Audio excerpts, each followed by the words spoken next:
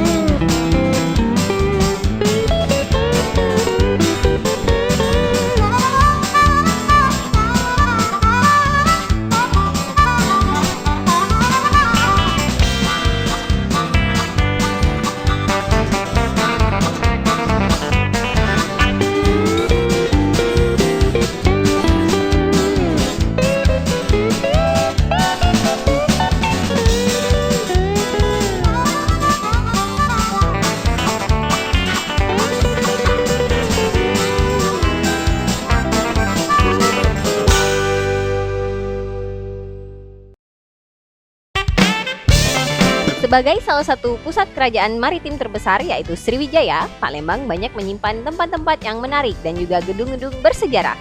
Maka dari itu, Palembang saat ini didaulat sebagai salah satu kota internasional, religius, dan berbudaya. Assalamualaikum, sore ini kita akan berkeliling melihat objek wisata di kota Palembang. Pek kita jalan. Salah satu lokasi pariwisata di kota Palembang adalah kawasan Jembatan Ampera yang di sekelilingnya banyak terdapat bangunan bersejarah. Sebut saja Masjid Agung, Museum Sultan Mahmud Badarudin, Monumen Perjuangan Rakyat, Benteng Kuto Besak, Pasar 16, Kampung Kapitan, dan juga Kelenteng Dewi Kuan Im. Sekarang kami berada di Museum Sultan Mahmud Badarudin yang berdiri sejak masa Kesultanan Palembang Darussalam. Bentuk museum sangat berbeda dari rumah adat di Sumatera Selatan pada umumnya, karena benar-benar bernuansa kolonial. Lihat saja bentuk tangga, jendela, hingga gazebo-nya yang unik. Di sekitaran museum banyak terdapat duplikat arca-arca, ada patung Buddha, patung Ganesha, dan juga patung singa.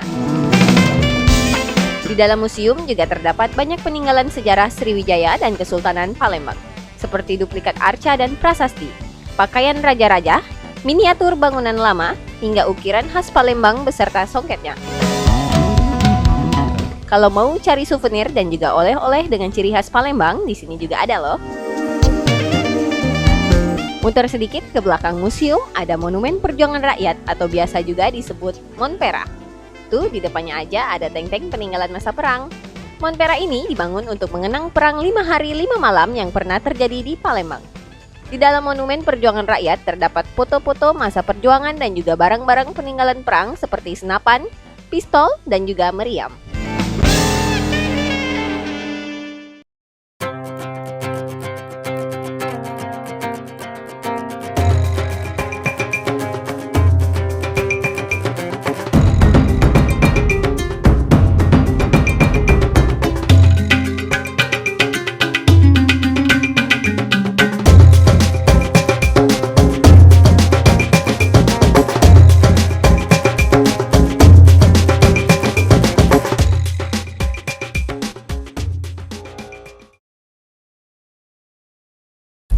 Dahulu, sebelum Benteng Kuto Besak berdiri, di sini terdapat sebuah komplek Kesultanan Palembang Darussalam yang dilindungi oleh sebuah benteng pertahanan yang bernama Kraton Kutolamo.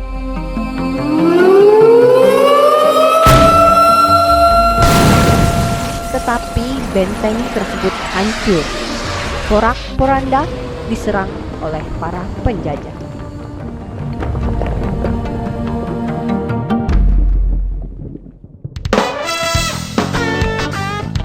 Tetapi, Yang Mulia Sultan Mahmud Badarudin I tidak lantas patah arang.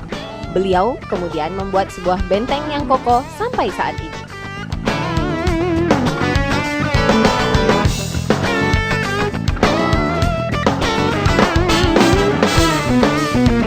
Proses pembuatan Benteng Kuto Besa memakan waktu kurang lebih 17 tahun dengan panjang 188,75 meter dengan tingginya lebih kurang 10 meter. Saat ini, Benteng Kuto Besa telah disulap menjadi sebuah tempat wisata yang sangat ramai dikunjungi masyarakat setiap harinya. Banyak keluarga, anak-anak muda Palembang hingga anak-anak kecil sangat asik bermain di sini. Di sekitar Plaza Benteng Kuto Besa, banyak pedagang kaki lima yang menjual makanan. Ayo kita cicipi. Ternyata, makanan yang banyak diserbu wong Palembang di sini adalah mie tek-tek. Kendati bukan makanan asli Palembang, mie tek-tek di pelataran Benteng Kuto Besa ini menjadi alternatif makanan di kala santai. Selain mie tek-tek, di sini juga ada restoran terapung. Bisa makan-makan sambil naik kapal gitu.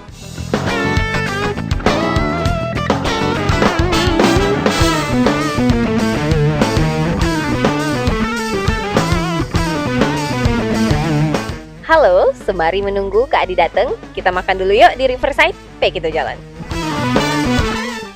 Di tepian Sungai Musi ada satu restoran terapung yang sangat terkenal, yaitu restoran Riverside. Selain tempatnya yang asyik, restoran Riverside juga banyak terdapat makanan khas Palembang. Hey Mer. Halo Kak Adi, dari mana aja? Sorry, tadi jalanan macet nih Mer. Oke deh, selanjutnya kita serahin sama Kak Adi, oke?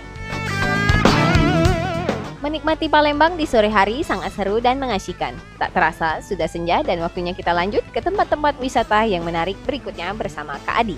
So, baik kita jalan.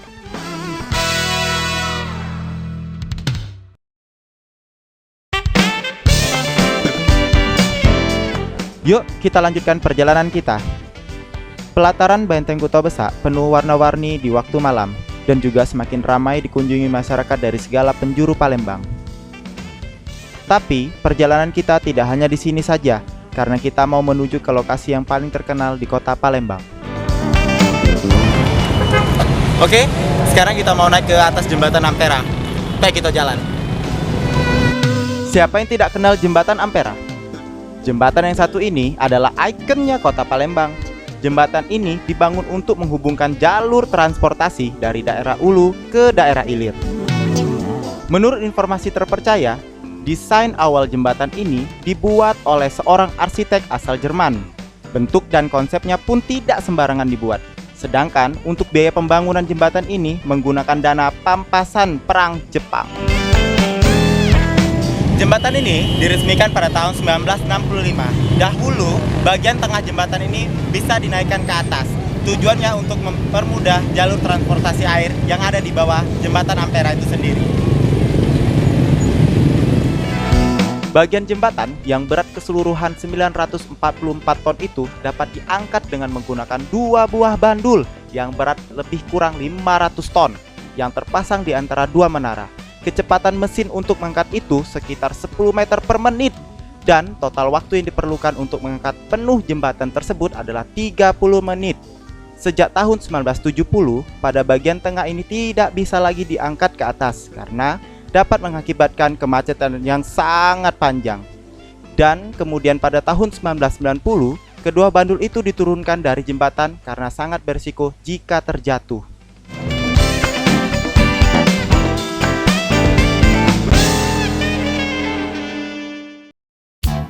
Nah, di dalam menara ini terdapat sebuah lift yang bisa mengantar kita untuk naik ke atas sana. Di dalam sana kita bisa melihat betapa luasnya kota Palembang secara keseluruhan. Dulu, Presiden kita pertama, Republik Indonesia, Bapak Insinyur Soekarno, pernah naik ke atas sana dan melihat seluruh pemandangan kota Palembang. Ampera tampak semakin meriah dengan tata cahaya lampu yang bisa gonta-ganti efek warna gitu. Katanya nih, warna lampu di Ampera bisa berubah sampai 18 juta warna. Wow! Nah, inilah asiknya bila kita berada di jembatan Ampera.